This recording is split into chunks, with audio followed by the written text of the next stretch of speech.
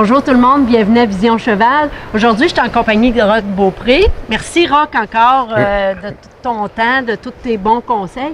Aujourd'hui, Roch, on aimerait savoir qu'est-ce qui fait qu'un cheval, qu'est-ce qu'on peut faire ou c'est quoi la différence aussi entre un cheval qui droppe trop vite, qui droppe de l'épaule ou qui vire son baril trop vite, qui veut l'anticiper.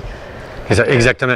Mais merci à toi. Oui, on va voir aujourd'hui, on va travailler sur des exercices que j'ai développés avec le temps, des méthodes pour amener le cheval. On a souvent en baril le problème, le cheval va se préparer trop de bonne heure à tourner, va faucher les barils tout simplement, ou même aller jusqu'à tourner avant le baril. Donc là, on va voir un peu la façon qu'on va corriger ça. Mais ce qui va être important, c'est que souvent les problèmes sont arrivés dus à un rider qui a une routine de travail qui n'a pas ajusté en chemin, qui n'est pas approprié. Okay. Puis il faut faire la différence entre un cheval qui s'assoit trop de bonne heure pour tourner, puis un cheval qui drop dans un baril. Parce que c'est vraiment pas la même affaire. Puis les corrections vont être différentes. La personne, quand on est dépourvu un peu, on ne sait pas trop quoi faire, on va toujours, les gens, on les voit chicaner les épaules. Mais le problème est rarement l'épaule. Comment le cheval approche des barils, c'est là qu'est le problème. OK. Donc, tu vas nous faire une démonstration. Oui, exactement. Je vais te laisser le temps d'embarquer.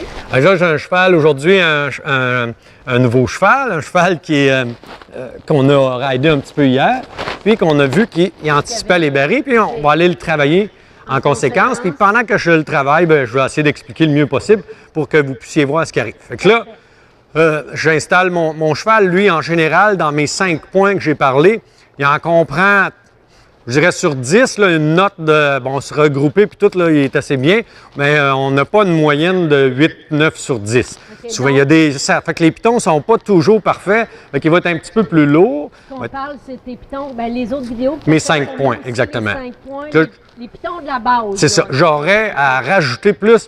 J'aurais à avoir un cheval qui répond mieux aux jambes, avoir un cheval qui va vraiment rester positionné, parce que mon cheval, il change tout le temps de position avec sa tête. Fait que ça serait à améliorer. Mais là, aujourd'hui, on va utiliser cette bête-là parce que justement, les chevaux, on n'attend pas qu'ils soient parfaits dans la base, ça ne change rien. Là, on travaille vraiment dans le patron. Vraiment, quand on arrive à un endroit spécifique, si mon cheval fait une erreur, les animaux, on va pouvoir vraiment leur faire comprendre avec de l'autocorrection. Ils comprennent « Ah, je dois faire quelque chose de pas correct » parce que instantanément, quand l'erreur se produit, mon entraîneur, lui, fait un mouvement qui est nouveau. Fait que là, ça amène le cheval à se questionner. Fait que c'est vraiment dans le patron qu'on va aller faire travailler le cheval.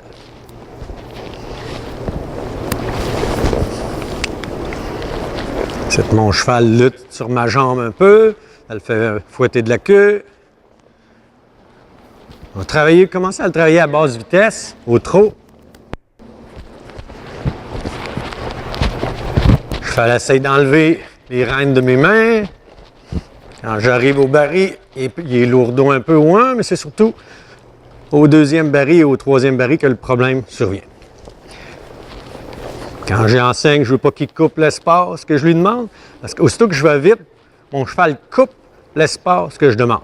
Mais mon rider, la personne qui ride cette bête-là, il va falloir qu'elle change un peu des habitudes, de plus se pencher pour tourner des barils et surtout pas tirer des épaules. Bon, le problème qui est survenu, on va expliquer comment les problèmes arrivent. Les gens, ils n'y pensent pas, on est penché un peu par en avant, puis quand on tourne les barils, on tire sa reine intérieure, puis si le cheval s'approche trop du baril, on lève pour que le cheval s'éloigne. Ça peut fonctionner certaines fois, mais c'est dérangeant pour le cheval. Ce que je veux montrer à mon cheval, puis mon cavalier, il va falloir que j'y apprenne à se repositionner d'un droit, puis montrer à conserver le corridor. Il y a une porte là, il y a une sortie pour toi. Dans ce cas-là, c'est une fille. Il y a une sortie pour toi, fille, qui va être très agréable. Je n'aurai pas à t'agripper puis tirer le visage. Je vais te donner une porte.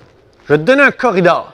Si tu ne le prends pas, tu vas aller te cogner dans le corridor. Fait que c'est là que je vais corriger mon cheval. À partir du moment que mon cheval résiste dans mes mains, je ne permettrai pas au cheval de tourner. Fait que ça, c'est la première affaire. Garder mes épaules légères, il faut que le cheval reste ensemble. Si j'analyse la situation, quand j'ai été vite, quand j'ai raidé cette jument-là, est-ce que c'est parce que mon cheval s'assoit trop de bonne heure qu'il commence à tourner? Parce que si mon cheval commence à s'asseoir ici, il s'assoit trop de bonne heure. Alors là, on ne parle plus d'un dropage d'épaule, on parle vraiment d'un cheval qu'on a demandé à s'asseoir trop tôt avant de tourner. Fait que là, mon cheval, quand je vais galoper, je vais l'essayer tantôt un peu plus rapidement, quand je vais aller plus vite, s'il cherche à s'asseoir trop de bonne heure avant le baril, il va falloir que j'y monte. Non, non, c'est pas ici. C'est quand tu arrives ici, il faut que tu t'assoies. Fait que là, on ne parle pas vraiment d'un dropage d'épaule comme un problème où ce que le cheval transfère puis se ralentit trop de bonne heure. Fait que là, mon rider qui entretient cette bête-là, il va falloir qu'elle s'interroge à ça. Est-ce qu'elle jette le baril parce qu'elle s'est écrasée? Là, on ne parle plus de dropage d'épaule. Un dropage d'épaule vraiment où ce que le cheval ne veut pas bien travailler parce qu'on a souvent tiré à l'intérieur, qu'est-ce qui arrive? C'est qu'on a laissé le cheval déplacer ses hanches vers l'extérieur.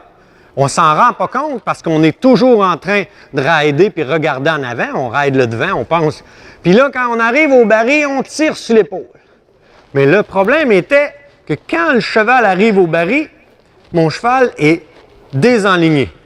On ne peut pas arriver de cette façon-là au baril. Au grand galop, mon cheval a plongé de l'épaule, puis mes postérieurs se sont dérobés, sont enfuis. Alors là, le problème, on va vouloir le régler en tirant des épaules? Non. On va réinstaller les postérieurs en dessous, puis demander au cheval de garder nez, épaules et hanches sur la même ligne. Fait que si j'arrive vite, puis que je ralentis le cheval jusqu'à temps qu'il s'arrête, il faut vraiment que je m'interroge tous ces points-là. À quel endroit il veut se ralentir? Est-ce qu'il se ralentit à bonne place? Puis lorsqu'il se ralentit, où est-ce qu'il met ses postérieurs? Fait que tout ça, il faut que ça se fasse quand même assez vite. De là l'importance aussi, lorsqu'il y a quelqu'un qui peut nous filmer, qu'on puisse regarder notre... Oui, si on ne sent pas vraiment les choses, puis oui, exactement.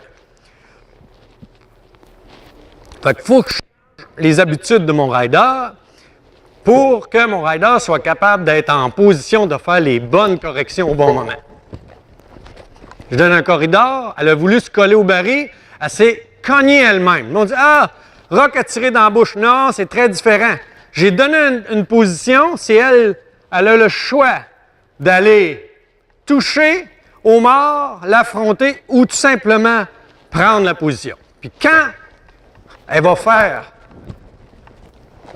l'exercice sans affronter le mort, je vais arrêter de tourner et revenir provoquer la situation. Je vais arrêter d'aller chercher le problème. Je vais aller voir si tu écoutes mes mains. Parce qu'à la fin, j'ai besoin d'un cheval qui reste léger entre mes rênes jusqu'au baril.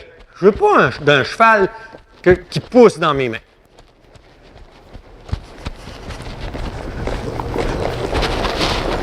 C'était déjà mieux. Pour expliquer ce que je fais, c'est dur de voir la pesanteur que le cheval me met dans les mains. C'est un feeling que moi, je vais rechercher. Un jour, je veux qu'à pleine vitesse, cette bête-là, lorsque je vais prendre le pommeau en main, quand ma main va être ici, elle n'a pas le droit de s'approcher du baril tant et aussi longtemps que je ne donne pas l'indication pour tourner. C'est là le problème. C'est qu'elle affronte mes mains. Mon micro vient de se décrocher. Je vais juste le mettre dans ma poche ici. Elle affronte ma main. Mes mains sont ici, puis elle affronte mes mains. Fait que là, c'est là-dessus que je travaille. Tant et aussi longtemps qu'elle va affronter mes mains, je ne la laisserai pas faire. Pour l'instant, je ne m'occupe pas si elle est sur le bon pied ou peu importe, mais je la mets dans une ligne droite. À ne pas faire, qu'on voit trop souvent, puis que j'ai fait moi aussi. Là, les personnes s'en vont juste avant de tourner pour tourner un baril. Regardez l'espace que j'ai pris pour tourner là. Ça ne va pas jeter des barils si elle apprend à se tasser, mais ça ne va pas faire de temps sur le timer non plus. Le chemin, c'est pas ici le chemin. J'ai jamais vu même un champion du monde venir tourner ici pour faire un temps sur le timer. Quand même, tu aurais le cheval le plus vite sur la terre. Donc, je ne veux pas tricher l'espace. Je ne veux pas tricher le cheval. Je veux y montrer que son espace, son chemin, il ne va pas changer, puis qu'il faut juste que tu attendes le signal pour tourner. On le voit bien, là, on est capable de bien voir la différence. C'est ça, la différence. Parce que je veux une ligne droite. Dans les années 80, on nous faisait faire des barils, des figures en 8. On faisait des barils avec un 8. Un 8, là, il y a des bifurcations là-dedans. Il n'y a jamais une ligne droite. Fait que faut, du premier au deuxième, il faut que ça s'en aille en ligne droite. Si je sens qu'elle est pesante, il est ici. Pas question à temps. Il faut que je rééquilibre ça. C'est comme un aiguille, là. Il faut que le cou là, reste entre mes reins.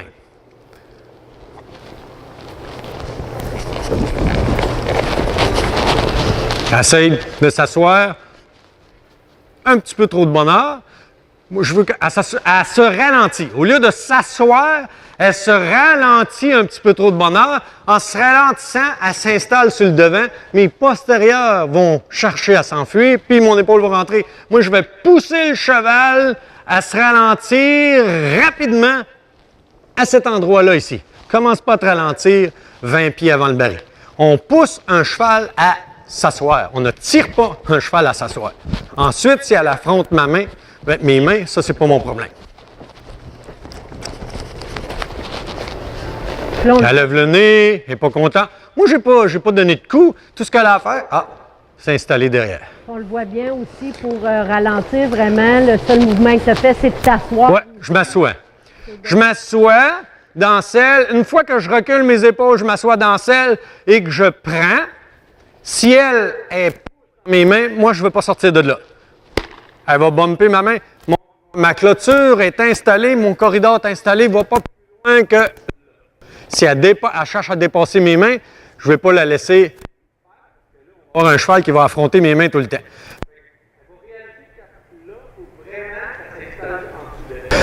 Pour être capable d'avoir un bon changement de vitesse puis qui va être efficace dans une course de baril. C'est comme ça qu'on va régler un problème d'anticipation pour qu'un jour, quand je vais arriver à une main, si ma main fait ça, mon cheval ne s'en va pas dans le baril. Tant aussi longtemps que je n'ai pas commencé à dévisser, commencé à dire au cheval de tourner. Hey, parfait, vraiment intéressant. C'est très bon conseil. Merci à vous autres. Merci Kathleen. Beaucoup. Fait que si vous voulez en voir plus ou en savoir davantage, on a filmé toute la clinique de Roch Beaupré qui a eu lieu cette fin de semaine à Québec. Elle sera en ligne. Fait que je vous dis merci. Merci Roch. Puis on se revoit pour une autre capsule.